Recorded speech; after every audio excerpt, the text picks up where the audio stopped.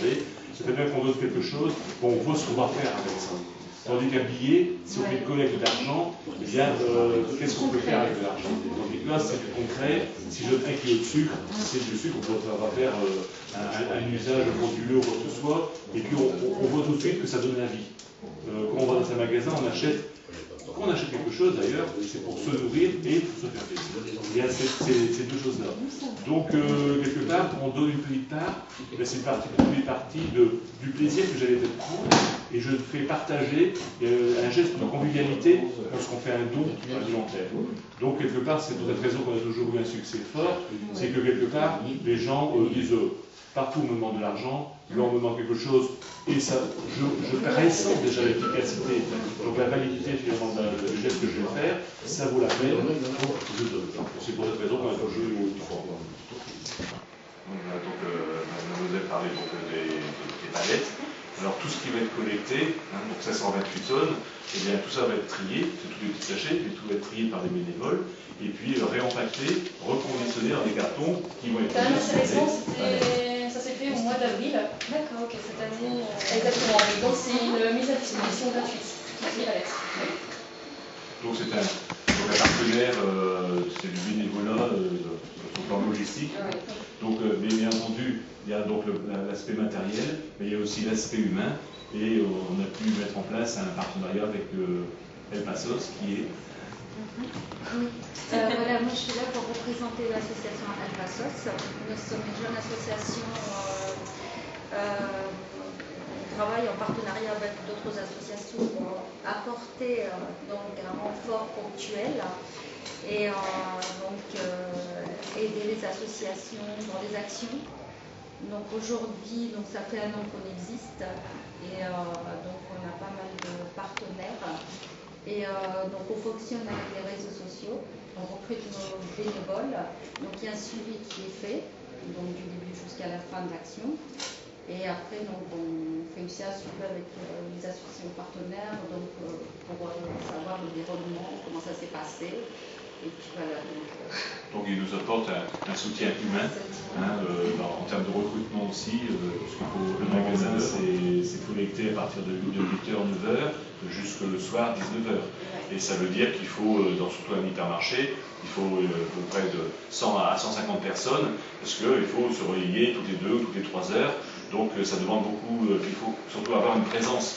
Alors on a la présence avec nos gilets orange, donc c'est très flashy, ça se voit, mais il y a aussi les panneaux, comme le disait tout à l'heure Mme Parentier, mais c'est important aussi d'occuper le terrain et d'être là, d'accueillir finalement les futurs donateurs, c'est-à-dire les donateurs à l'entrée, donc on a un tract que vous avez aussi organisé, tract, un sachet en plastique, et puis bon, on les sollicite par rapport à différents produits, mais il faut avoir des mains, il faut avoir des personnes, il faut qu'il y ait un visage humain finalement à cette manifestation.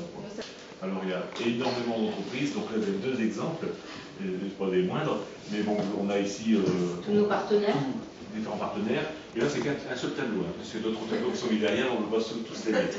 Mais et parmi tous ces partenaires, il y a peut-être des partenaires dont on peut un peu parler. Je parle à Joël. Voilà, alors aujourd'hui, je crois que ce qu'a dit la présidente, on se centre sur la collecte de fin novembre. C'est ça aujourd'hui le point essentiel et celui pour lequel vous êtes là. Et vous vous doutez bien qu'une fois qu'on a collecté toutes ces marchandises qui nous viennent de la collecte pour 15% de la masse qu'on distribue, le reste des industriels, des dons de l'Europe, de l'État, etc. Tout ça, après, il faut distribuer, c'est-à-dire qu'il faut fonctionner, il faut faire tourner les camions, il faut acheter des camions, il faut les renouveler, il faut faire l'entretien, il faut payer les loyers, etc. Et tout ça, ce sont des fonds dont nous avons besoin. Et ces fonds, ce sont des entreprises donatrices qui nous les procurent. Vous avez là, comme Pierre le disait, un exemple d'entreprises qui nous aident ou qui nous ont aidés ou qui nous aideront encore. Toujours est-il que c'est un perpétuel besoin que nous avons, puisqu'il faut fonctionner tous les ans. Et la banque alimentaire fonctionne toute l'année, 7 jours sur 7. Enfin, j'exagère en disant 7 jours sur 7, mais en tout cas toute l'année. Il y a des frais de fonctionnement et des frais d'investissement. Et ça, ce ne sont pas les marchandises qui peuvent nous les donner, ce sont des fonds, des espèces. Et voilà. C'est encore récent. créé ce qui s'appelle un fonds de dotation, qui est une mini-fondation au titre de la loi de modernisation de l'économie et qui nous permet d'associer des chefs d'entreprise à la gestion, en tout cas à l'aide à la gestion pour la banque alimentaire du Var.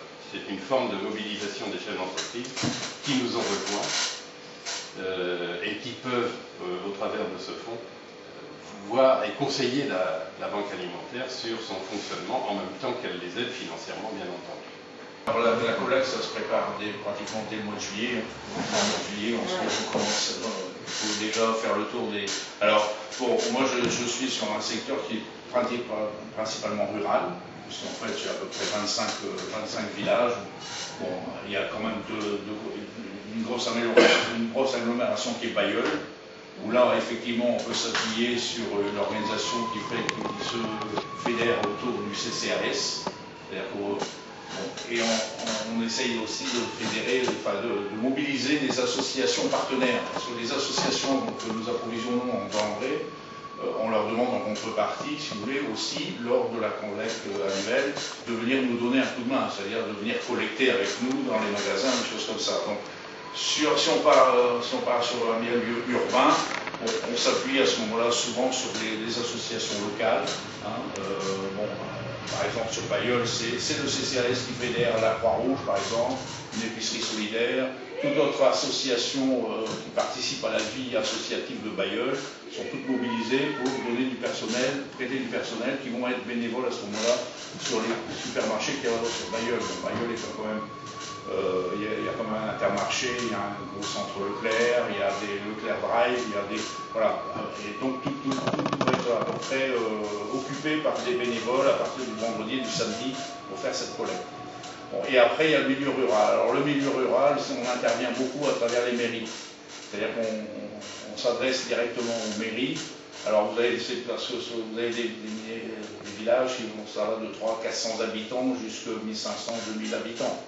Bon, Cassel est un gros village. Bon, et après vous avez les petits villages de 400 habitants comme Arbifort ou avec des noms dont on n'a pratiquement jamais parlé. Bon, et ça se fait à travers les mairies.